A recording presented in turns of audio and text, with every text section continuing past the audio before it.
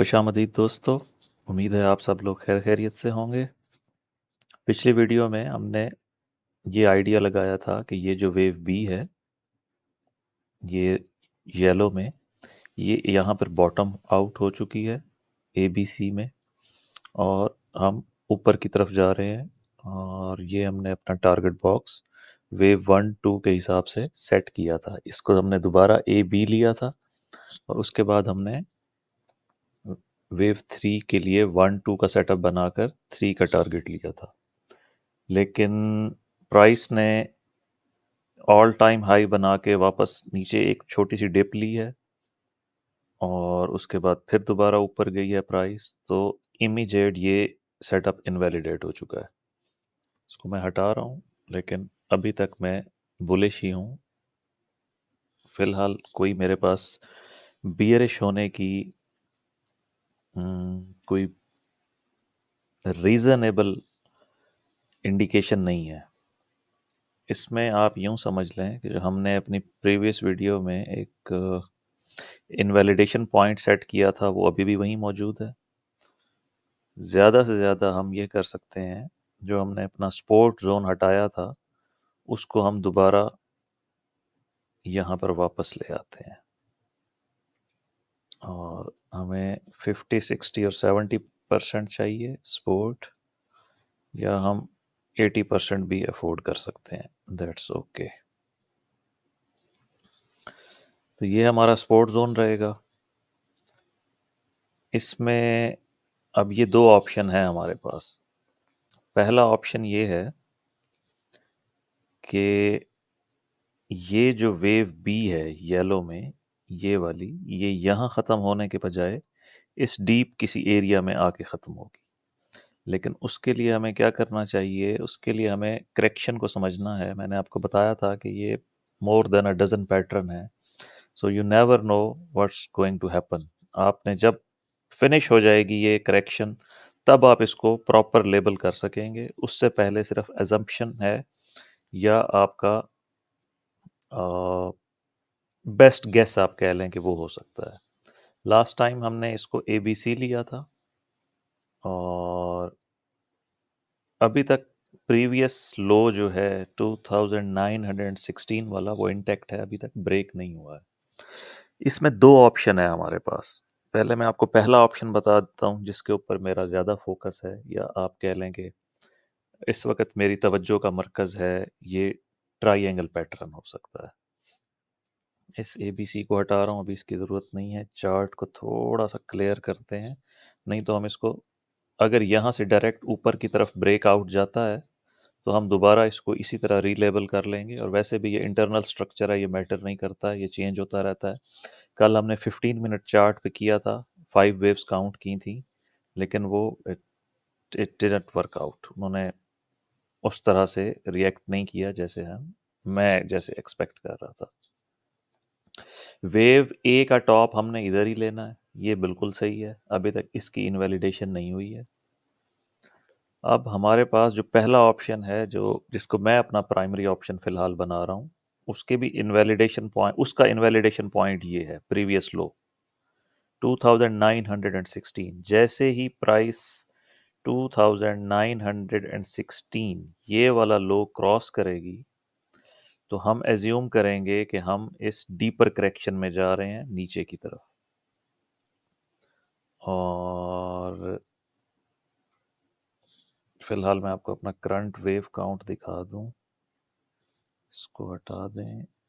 इस वक्त हमारे पास है बेस्ट अवेलेबल ऑप्शन जो मुझे समझ में आ रही है, क्योंकि ये सारी प्राइसेस 3 वेव में मूव कर रही हैं। ये भी 1 2 3 है, ये भी 1 2 3 है, ये जो वेव नीचे आई है ये भी अभी तक 1 2 3 है।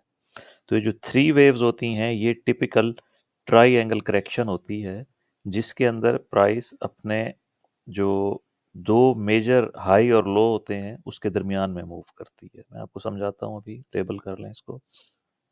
ये वेव ए है जी, ये एक ओवर शूटिंग वेव बी है, ये वेव सी है, ये वेव डी। इसको ख़त्म कर लें यहाँ पे, या थोड़ा सा एक और ऊपर आ जाए तो मुनासिब होगा। वेव डी, और फिर वेव ई। ये इसका बेस्ट अवेलेबल ऑप्शन बनता है, क्योंकि हम आप देखें कि यहाँ से लेकर 20th फरवरी से लेके आज 25th फरवरी है, हम इस एक रेंज में मूव कर रहे हैं। ये उसकी अपर बाउंड्री है और ये उसकी लोअर बाउंड्री है। हम इस रेंज में मूव कर रहे हैं, इसलिए मुझे ये ट्राइएंगल करेक्शन लगती है। ये ट्राइएंगल करेक्शन इनवैलिडेट हो जाएगी जैसे ही प्राइस ये वाला लो क्रॉस करेगी 2916। जैसे ही प्राइस इससे नीचे डिप करेगी, हमारा ट्राइएंगल वेव काउंट इनवैलिड हो जाएगा। ठीक हो गया, ये आप समझ लें, याद रख लें। अच्छा, दूसरा ऑप्शन क्या है जी? दूसरा ऑप्शन ये है कि ये 3 वेव्स हैं, 1 2 3, फिर 3 वेव्स हैं 1 2 3 जो ऊपर चला गया है बियॉन्ड द प्रीवियस हाई, और उसके बाद हमें 5 वेव्स डाउन चाहिए, 1 2 3 4 5। इसको हम कहेंगे expanded flat correction. Expanded flat correction में जो पहली 2 वेव्स होती हैं, यानी ये 3 वेव्स होती हैं, ये भी 3 वेव्स होती हैं, इसके बाद जो सी वेव आती है नीचे, वो 1.618 तक जाती है और वो 5 वेव मूव होती है। अब हम फर्ज कर रहे हैं कि ये सारे का सारा ए है, ये सारे का सारा ओवर शूटिंग वेव बी है, और अब हम सी में नीचे जाना चाह रहे हैं। एक्सपेंडेड फ्लैट अगर ये है तो ये मेरा सेकंड ऑप्शन है। एक्सपेंडेड फ्लैट के लिए हमारे पास वेव 1 आ गई, वेव 2 आ गई। अब इसके बाद से प्रॉब्लम शुरू हो गई है। हमारे पास वेव 3 आई ही नहीं है, क्योंकि वेव 3 के लिए ज़रूरी है कि वेव 3 सबसे लेंथ में सबसे बड़ी वेव होती है अमूमी तौर पे, और अगर सबसे बड़ी ना भी हो तो कम से कम दूसरे नंबर पे होती है। एलियट वेव का रूल है कि wave 3 can never be the shortest wave.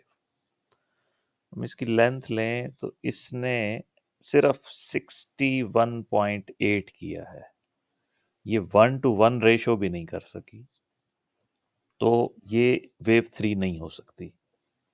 अब किसी तरह वेव 3 बनाना है, क्योंकि हमारा ऑप्शन है कि हमने एक्सपेंडेड फ्लैट पैटर्न ट्रैक कर रहे हैं हम, और हमने 5 वेव्स काउंट करनी है। थोड़ा सा मैं इसको जूम इन करता हूं ताकि आपको समझ में आए मैं इसको किस तरह से हम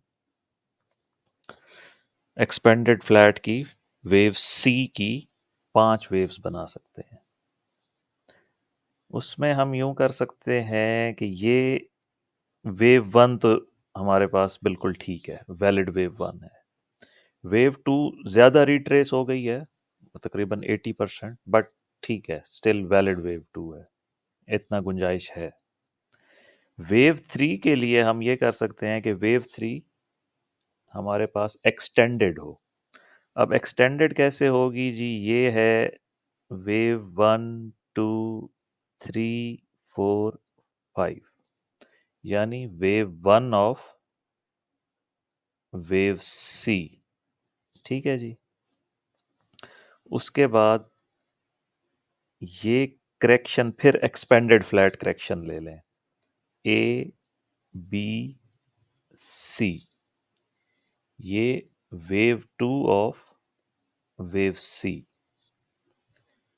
इसके बाद प्राइस को गोली की तरह नीचे जाना चाहिए इस रेड कैंडल को, और हमारे पास वेव 3 ऑफ वेव सी आना चाहिए। उप्स, ये वेव 3 ऑफ वेव सी आनी चाहिए, फिर वेव 4 ऑफ वेव सी आनी चाहिए, और इस वेव 4 को इससे नीचे रहना चाहिए। वेव 4 कभी भी वेव 1 की टेरिटरी में एंटर नहीं होती, ये भी एक रूल है और इसको वायलेट नहीं करना है हमने। तो अब ग्रीन हमारा प्राइम सिनेरियो है और ये प्राइम सिनेरियो इनवैलिडेट हो जाएगा इस जगह पर 2916 पे, और हम अपने ऑल्टरनेटिव काउंट की तरफ चले जाएंगे। हमारा ऑल्टरनेटिव काउंट क्या है? Expanded flat. उसको अब हम प्रॉपरली लेबल करते हैं।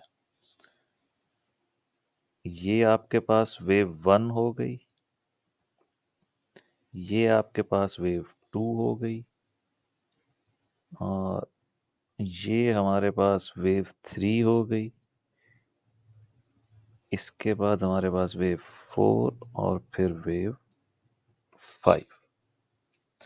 इसकी डिग्री बदल देते हैं क्योंकि हमें इनिशियली फिर माइक्रोवेव्स में जाना पड़ेगा, क्योंकि वेव 3 को हम एक्सटेंडेड वेव 3 ले रहे हैं डीपर करेक्शन के लिए।